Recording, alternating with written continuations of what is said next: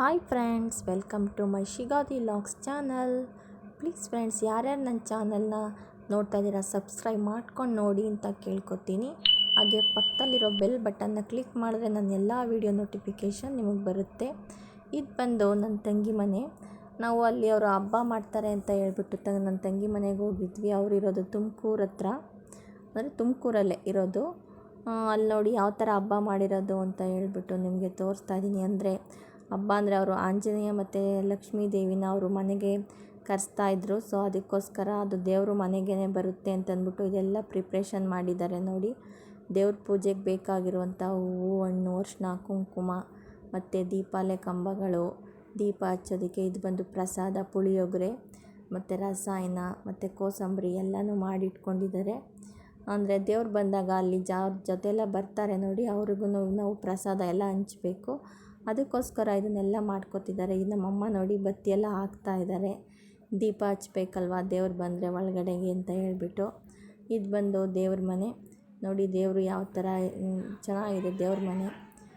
ಇವಾಗ ನೋಡಿ ಎಲ್ಲ ಹೊರಗಡೆ ಬಂದು ದೇವರೆಲ್ಲ ತೊಗೊಂಡು ಬರ್ತಾಯಿದ್ರು, ಡೋಲ್ ಬಾರಿಸ್ಕೊಂಡು ಫುಲ್ಲು. ಅಂದರೆ ತುಂಬ ಚೆನ್ನಾಗಿ ಬರುತ್ತೆ. ನಾವೇ ದೇವಸ್ಥಾನಕ್ಕೆ ಹೋಗಿ ದೇವ್ರನ್ನ ನೋಡ್ಕೊಂಡು ಬರ್ತೀವಿ.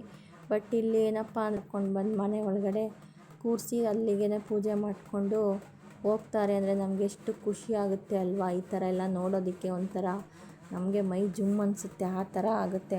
ದೇವರೇ ಬಂದು ನಮ್ಮ ಮನೆ ಒಳಗಡೆ ಕೂತ್ಕೊಳ್ಳುತ್ತೆ ಅಂದರೆ ನಮಗೆ ಯಾವ ಥರ ಆಗಬೇಕು.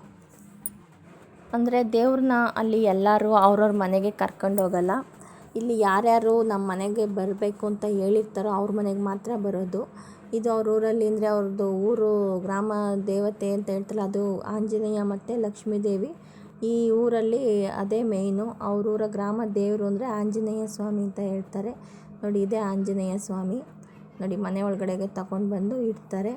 ಅಲ್ಲಿ ಇಟ್ಬಿಟ್ಟು ಇವರು ಪೂಜೆ ಎಲ್ಲ ಮಾಡಿಕೊಂಡು ಅದಕ್ಕೆ ಪ್ರಸಾದ ನೈವೇದ್ಯ ಮಾಡಿಬಿಟ್ಟು ಅವ್ರಿಗೆ ಯಾರ್ಯಾರು ಬಂದಿರ್ತಾರೋ ಜೊತೇಲಿ ಅವ್ರಿಗೆಲ್ಲ ಪ್ರಸಾದನ ಕೊಟ್ಬಿಟ್ಟು ಕಳಿಸ್ತಾರೆ. ಇದಾದಮೇಲೆ ಅಂದರೆ ಇದು ಮಾಡೋದು ಶ್ರೀರಾಮ ನವಮಿ ಹಬ್ಬದಲ್ಲಿ.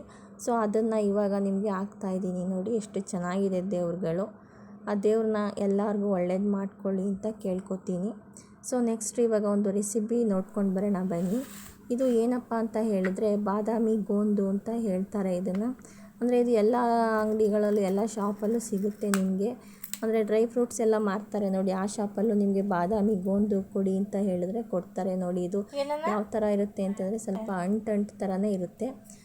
ಇದನ್ನು ನಾವು ಏನಕ್ಕೆ ಉಪಯೋಗಿಸ್ಬೇಕು ಅಂದರೆ ಇದು ಬಿಸಿಲು ಅಲ್ವಾ, ಇವಾಗ ತುಂಬ ಬಿಸಿಲಿರುತ್ತೆ. ನಮ್ಮ ದೇಹ ಸ್ವಲ್ಪ ತಂಪಾಗಿರಬೇಕು ಅಂದರೆ ಇದನ್ನು ನೆನೆಸ್ಕೊಂಡು ಇದರಲ್ಲಿ ಜ್ಯೂಸ್ ಥರ ಮಾಡ್ಕೊಂಡು ಕುಡಿದ್ರೆ ನಮಗೆ ತುಂಬ ಅಂದರೆ ತುಂಬಾ ಹೆಲ್ಪ್ ಆಗುತ್ತೆ. ಇದನ್ನು ಯಾವ ಥರ ಮಾಡಬೇಕು ಅಂತ ತೋರಿಸ್ತಾ ಇದ್ದೀನಿ, ಬನ್ನಿ ನೋಡೋಣ.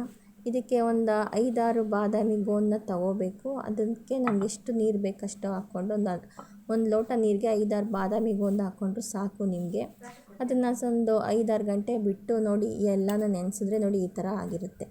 ಇಲ್ಲ ನೀವು ರಾತ್ರಿ ಮಲ್ಕೋಬೇಕಾದ್ರೆ ನೆನೆಸ್ಕೊಂಡು ಬೆಳಗ್ಗೆ ಕುಡಿದ್ರೆ ತುಂಬ ಚೆನ್ನಾಗಿರುತ್ತೆ ನೋಡಿ. ಈ ಥರ ಜಲ್ಲಿ ಥರ ಆಗ್ಬಿಟ್ಟು ಎಷ್ಟು ಚೆನ್ನಾಗಿದೆ ನೋಡಿ. ನಾನು 5-6 ಗೋಂದು ಹಾಕೋದಕ್ಕೆ ಎಷ್ಟಾಗಿದೆ ನೋಡಿ. ಇದಕ್ಕೆ ನಿಮ್ಗೆ ಏನಾದರೂ ಬೇಕು ಅಂದರೆ ಅದಕ್ಕೆ ನೀವು ಆ್ಯಡ್ ಮಾಡ್ಕೋಬೋದು. ಇದರಿಂದ ಏನೇನು ಪ್ರಯೋಜನ ಅಂತ ಹೇಳಿದರೆ ಇದರಲ್ಲಿ ನಮಗೆ ನಮ್ಮ ದೇಹಕ್ಕೆ ಬೇಕಾದಂಥ ಪ್ರೋಟೀನ್ ಕೂಡ ಇದೆ. ಸೊ ಹಾಗಾಗಿ ಒಳ್ಳೆ ಜೀವಕೋಶಗಳು ನಿಮ್ಮ ದೇಹದಲ್ಲಿ ಬೆಳೆಯೋದಕ್ಕೆ ಸಹಾಯ ಮಾಡುತ್ತೆ. ಹಾಗೆ ಕಾರ್ಬೋಹೈಡ್ರೇಟ್ ಕೂಡ ಇದೆ. ಇದು ಮೂಳೆ ಮತ್ತು ನರಗಳನ್ನ ಬಲಪಡಿಸೋವಂಥ ಕ್ಯಾಲ್ಶಿಯಂ ರಂಜಕ ಕೂಡ ಇದೆ. ಸೊ ಕೊಲೆಸ್ಟ್ರಾಲು, ನಮ್ಮ ದೇಹದಲ್ಲಿ ಕೆಟ್ಟ ಕೊಲೆಸ್ಟ್ರಾಲ್ ಇರುತ್ತೆ ನೋಡಿ, ಅದು ಕೂಡ ಕಡಿಮೆ ಮಾಡೋದಕ್ಕೆ ಸಹಾಯ ಮಾಡುತ್ತೆ.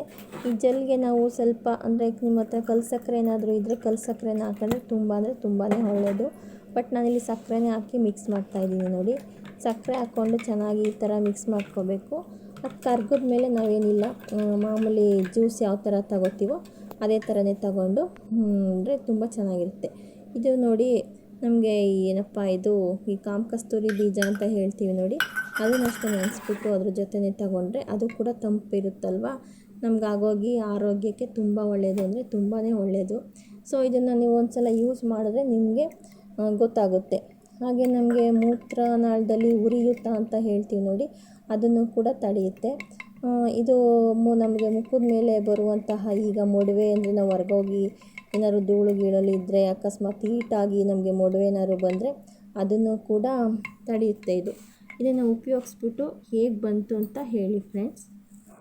ಈಗ ದಿನಕ್ಕೊಂದು ಗಾದೆ ಮಾತು ಏನಪ್ಪ ಅಂದರೆ, ಊರಿಗೆ ಅರಸನಾದರೂ ತಂದೆಗೆ ಮಗ ಅಲ್ವಾ ಫ್ರೆಂಡ್ಸ್. ಪ್ಲೀಸ್ ಯಾರ್ಯಾರು ನನ್ನ ಚಾನಲ್ನ ನೋಡ್ತಿದ್ದೀರಾ ಸಬ್ಸ್ಕ್ರೈಬ್ ಮಾಡ್ಕೊಂಡು ನೋಡಿ. Thank you for watching. Thank you.